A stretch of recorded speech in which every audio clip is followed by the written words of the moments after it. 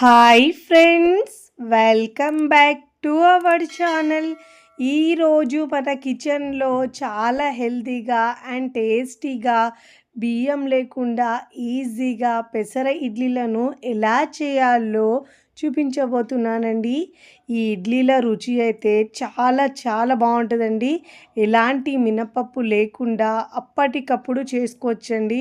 పెసర్లతో ఎప్పుడు పెసరట్టు కాకుండా ఇలా ఇడ్లీలు చేసుకోండి, చాలా రుచిగా ఉంటాయండి. రెగ్యులర్గా తినే ఇడ్లీల కంటే కూడా ఈ ఇడ్లీల రుచి చాలా బాగుంటుంది, ఇంకా హెల్త్కు కూడా చాలా మంచిది. మరి ఆలస్యం చేయకుండా ఇన్స్టెంట్గా హెల్తీగా బ్రేక్ఫాస్ట్ని ఎలా చేయాలో చూద్దాం రండి. ముందుగా ఇక్కడ నేను ఒక మిక్సింగ్ బౌల్ తీసుకున్నానండి. దాంట్లో 1 కప్పు పెసర్లు వేసుకోవాలండి. దీన్ని శుభ్రంగా ఒక 2 నుంచి 3 సార్లు బాగా వాష్ చేసుకోవాలండి. డస్ట్ ఎక్కువ ఉంటుంది కాబట్టి ఇలా శుభ్రంగా వాటర్ వేసి వాష్ చేసుకున్న తర్వాత ఆ వాటర్ తీసేసి మళ్ళీ దాంట్లో తిరిగి వాటర్ పోసుకొని ఒక 2 గంటలు నానబెట్టుకోవాలండి. అంతకంటే ఎక్కువ అవసరం ఉండదండి. మార్నింగ్ లేవగానే మనం ఇలా నానబెట్టుకుంటే బ్రేక్ఫాస్ట్ టైం వరకు మనకు పెసర్లు బాగా నానుతాయండి. చూడండి, ఇలా నేను ఒక 2 గంటల తర్వాత చూపిస్తున్నాను. చూడండి, బాగా మెత్తగా అయిపోయిందండి. ఇప్పుడు ఈ వాటర్ మొత్తం వంపేసి ముందుగా మనము మిక్సీ జార్ తీసుకోవాలండి. మిక్సీ జార్ తీసుకొని దాంట్లో ఈ పెసర్లను వేసుకోవాలండి. నానబెట్టుకున్న పెసర్లను వేసుకొని, ఫస్ట్ టైం నా ఛానల్ చూస్తున్న వాళ్ళు ప్లీజ్ నా ఛానల్ని సబ్స్క్రైబ్ చేసుకోండి, లైక్ చేయండి, పక్కనున్న బెల్ ఐకాన్ని ప్రెస్ చేయండి. ఇలా ప్రెస్ చేయడం వల్ల నేను పెట్టే వీడియో నోటిఫికేషన్ ముందుగా హోమ్ పేజ్కి వస్తాయండి. ఇప్పుడు దీంట్లో ఏ కప్పుతో అయితే మనము పెసర్లు తీసుకున్నామో అదే కప్పుతో 3/4 కప్పు గోధుమ రవ్వ తీసుకోవాలండి. దొడ్డుగుండే రవ్వ తీసుకోవాలి, బన్సీ రవ్వ అంటారు. అదే కప్పుతో 1/2 కప్పు పెరుగు తీసుకోవాలండి. తీయటి పెరుగైనా సరే ఇలా పెరుగు తీసుకోవాలండి. పెరుగు తీసుకున్న తర్వాత దీంట్లో వాటర్ని యాడ్ చేసుకోవాలండి. వాటర్ కొద్దిగా యాడ్ చేసుకొని ఇడ్లీ పిండిలాగా గ్రైండ్ చేసుకోవాలండి. పిండిని మరీ మెత్తగా కాకుండా కాస్త బరకగా గ్రైండ్ చేసుకోవాలి. ఇప్పుడు దీంట్లో ఒక పచ్చిమిరపకాయని తుంచి వేసుకోవాలండి. అల్లం ముక్క వేసుకోవాలండి. ఒక చిన్న అల్లం ముక్క కట్ చేసుకొని వేసుకొని బరకగా గ్రైండ్ చేసుకోవాలండి. వాటర్ చూసుకుంటూ యాడ్ చేసుకుంటూ గ్రైండ్ చేసుకోవాలండి.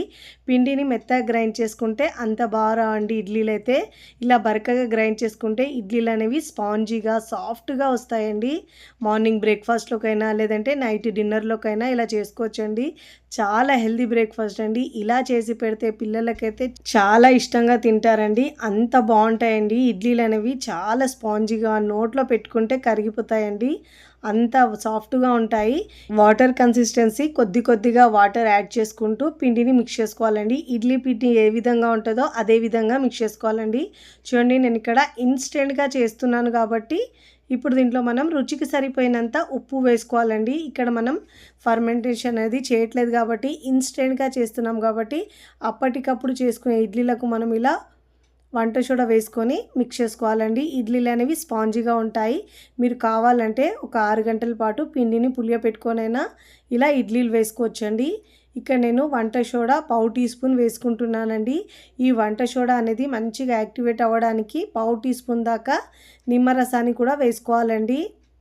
వేసుకోవడం వల్ల వంట సోడా మంచిగా యాక్టివ్ అయ్యి ఇడ్లీలు అయితే స్పాంజీగా వస్తాయండి. ఈ పిండితో మీరు పెసరట్టు కూడా వేసుకోవచ్చండి. చాలా చాలా టేస్టీగా ఉంటాయండి. ఇప్పుడు ఇలా బాగా మిక్స్ చేసుకోవాలి. చూడండి, ఇలా మిక్స్ చేసుకోవడం వల్ల పిండి ఫ్లఫీగా చాలా బాగా వస్తుందండి. కన్సిస్టెన్సీ అనేది ఇలా ఉండాలండి ఇడ్లీలకైతే. వీడియోలో చూపించిన విధంగా వీడియోని మీరు ఎక్కడ స్కిప్ చేయకుండా పూర్తి వీడియో చూస్తేనే మీకు చాలా పర్ఫెక్ట్గా ఇడ్లీలు వస్తాయండి. ఇప్పుడు ఇలా బాగా మిక్స్ చేసుకున్న తర్వాత ఈ పిండిని పక్కకు పెట్టేసి ఇప్పుడు ఇడ్లీ ప్లేట్ తీసుకున్నానండి. దీనికి ఆయిల్ అయినా నెయ్యి అయినా అప్లై చేసుకోవాలి. ముందుగా నేను స్టవ్ మీద ఇడ్లీ పాత్ర పెట్టుకొని వాటర్ వేసుకొని బాగా వేడి చేసుకున్నానండి. ఇప్పుడు ఇలా ఆయిల్ అప్లై చేసుకున్న తర్వాత ముందుగా రెడీ చేసుకున్న బ్యాటర్ని దీంట్లో వేసుకోవాలండి. చాలా టేస్టీగా ఉంటాయండి. ఎప్పుడు రెగ్యులర్గా చేసే ఇడ్లీలు కాకుండా అప్పుడప్పుడు ఇలా హెల్తీగా ఇడ్లీలు చేసుకోండి, చాలా టేస్టీగా ఉంటాయండి. ఇలా ఇడ్లీ ప్లేట్లో ఇడ్లీ పిండిని వేసుకోవాలండి. అప్పటికప్పుడు ఇన్స్టెంట్గా చేసిన టేస్ట్ అయితే సూపర్గా ఉంటుందండి. ఇప్పుడు ఇలా బ్యాటర్ మొత్తం వేసుకున్న తర్వాత ఈ ప్లేట్ని మనం ఇడ్లీ పాత్రలో పెట్టుకోవాలండి.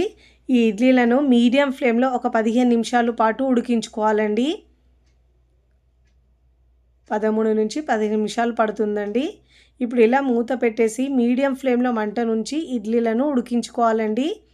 ఇక్కడ నేను ఒక 13 నిమిషాల తర్వాత చూపిస్తున్నాను చూడండి. ఇడ్లీలు మనకి ఇలా చేతికి తడి తగలలేదంటే వేలికి ఇడ్లీలు బాగా ఉడికినట్టండి.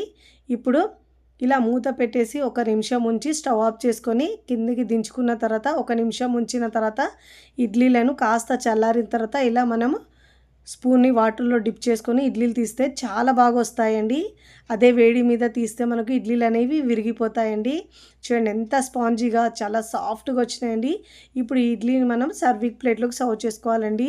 చూస్తుంటేనే ఎప్పుడెప్పుడు తినాలనిపిస్తాయండి. ఇలా హెల్తీగా ఇడ్లీలు చేసుకుంటే ఆరోగ్యానికి చాలా మంచిదండి. పిల్లలు పెద్దలు కూడా ఇలా చేసి పెడితే చక్కగా చాలా ఇష్టంగా తింటారండి. హెల్తీగా చేసుకునే ఈ ఇడ్లీ మీకు నచ్చితే తప్పకుండా ట్రై చేయండి. ట్రై చేసి ఎలా కుదిరిందో కామెంట్ ద్వారా తెలియచేయండి.